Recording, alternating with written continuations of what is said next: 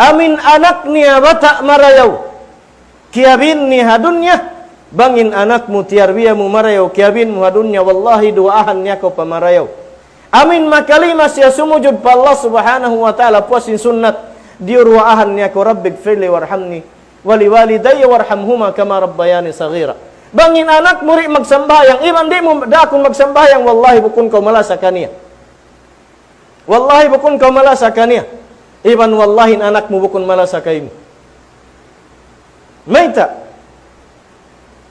Amin malasa kau ha anak mo sa hinang mag-computer dumadlaw. Amin malasa kau ha anak mo sa cellphone inhalima niya.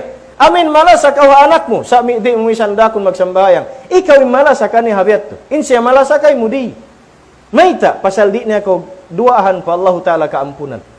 Inanguton niya kay mo sinsab tagarta kau. Inanguton niya kay mo kapanyapan pasal ang kikita loon sin bulsa mo. Inanguton niya kay mo sasakatan iban sin uno katan. Inya to para kala para sukpatan ikaw iban sin siya di hadun niya. Unin hiyangat hulat mo pa Allah Ta'ala. Mayta kau dilan sin Allah Ta'ala rijiki anak. Karena supaya dumayaw sadyan patunan nila puas kamatay mo.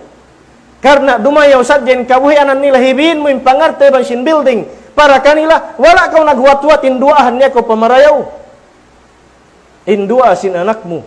Ununan di mustajabun sin Allah Ta'ala makali mahalom sin ang karum hang kaadlaw. Sadi kau mabaya duahan sin anak mo. Ikaw rin kay mo maas. Ikaw rin kay mo maas. Hindi kau mabaya duahan sin anak mo. May tapasal wala mo riyak nagsambahayang. Sambil ikaw habaran mo kung kau mala sa pamaas bihisin na kauna rin ang mga maas mo. May tapasal di kau sumujud pa Allah Ta'ala. Iban di kau mangindua pa Allah Ta'ala. Rabbig firli warhamni. Waliwalidayya warhamhuma kama rabbayani saghira. Mga palanggon ha kamay Islam. Uno ra kumanin hibin mo hadunya. Puasin panaykod mo. Umul mo pila ra kumanin nakapin.